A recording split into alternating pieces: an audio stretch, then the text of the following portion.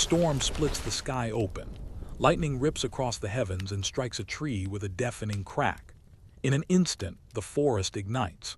Branches scream as they collapse, sparks scatter across the grass, and a wall of heat blasts against your face. Beasts scream and flee into the dark, but you do not run. You crouch low in the grass, trembling, eyes fixed on the roaring inferno. This is no lion, no serpent, no predator you know. It moves like a beast, but it is bigger than all of them. It eats, it devours, it destroys. The others scatter into the night, but you remain frozen, watching because some part of you whispers, if this can be tamed, it could change everything. When the fire finally dies, silence returns.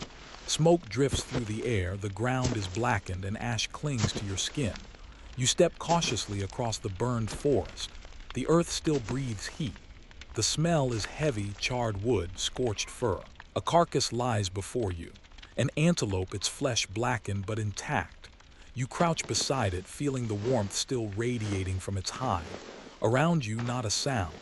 No hyenas, no lions, even the vultures hesitate. At your feet, a faint ember glows, fragile as a heartbeat. You lean close, the warmth brushing your cheek, eyes stinging from the smoke. You reach out only to cry out as pain sears your hand. You pull back, clutching your fingers. The smell of burned skin fills your nose. Yet even as tears well in your eyes, the thought remains. If you could hold this, nothing could touch you. Nights without fire are cruel. You shiver against the cold, pressing against your kin for warmth. The children whimper, ribs sharp beneath thin skin. Every rustle in the dark makes your heart lurch. Eyes gleam from the tree line. Hyenas laugh. Lions prowl. You clutch a stick, but you know it is nothing against claws and teeth. The memory of fire burns brighter in your mind than the stars above. You see it when you close your eyes, the way it devoured the tree, the way it drove beasts into flight. If you could hold it, maybe the cold would vanish. Maybe the darkness would break. Maybe the predators would fear you for once. So you try. You steal a branch from the blackened woods, its tip faintly glowing. You run with it, clutching it like treasure, heart hammering. But before you reach the shelter, the glow fades. Smoke curls and dies. Only blackened wood remains. The others laugh bitterly. They call you a fool. Fire is death, they say. You cannot cage the sky. They look at your burned hand and shake their heads. But the hunger in your belly and the cold in your bones scream louder than their words. So you try again. You strike stone against stone until sparks sting your eyes. Your arms ache, your palms bleed. Smoke fills your lungs, makes you cough until your ribs burn. Each attempt ends in failure. The spark dies too quickly. The grass refuses to catch. The night swallows your effort and leaves you weaker. Days pass. Your body thins. Your throat cracks with thirst. Still, you return to the stones. Again, again, again. Each spark is hope.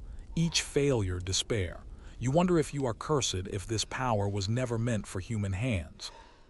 Yet something in you refuses to yield. Then one day it happens. A spark lands, the dry grass smolders, a tiny glow spreads. You freeze, afraid to breathe. You shield it with your hands, feeding it gently. A twig, then another. The glow leaps higher until flame blossoms before your eyes. The others scream, ready to flee, but you kneel firm. You feed the fire, coaxing it to life until it roars in your grasp. Heat washes over you.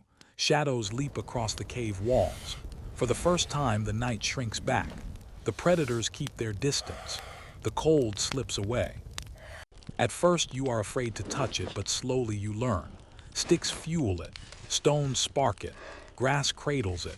Smoke warns you when it weakens. The fire listens when you care for it and punishes you when you neglect it. It is alive, but alive in your hands. Hunger drives you further. You drop raw meat into the flames. At first, you only mean to test it. The flesh blackens, smokes. When you taste it, the meat is soft, rich, easier than any raw muscle before. Your body feels stronger, fuller. You feed more to the flames. The others taste, and soon they join you. Your nights change. Where once you huddled in terror, now you gather in light. The fire roars at the center. Faces glow red and gold. Smoke rises into the stars. Predators pace at the edge of the circle, but they do not cross.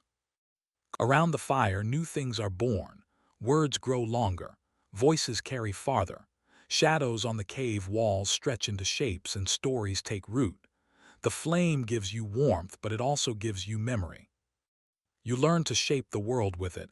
Trees fall easier when burned. Bones split cleaner in the heat. Smoke signals danger to those far away. The fire does more than protect you. It changes you. You are no longer prey. You are something else now, something more. But flames are hungry. They consume everything. You have mastered them for now. Beyond the glow lies a world still full of dangers. Ice that can swallow whole lands. Rivers that rage. Rivals who will not surrender their ground. Yet tonight, with the fire burning at your side, for the first time in history, the night belongs to you.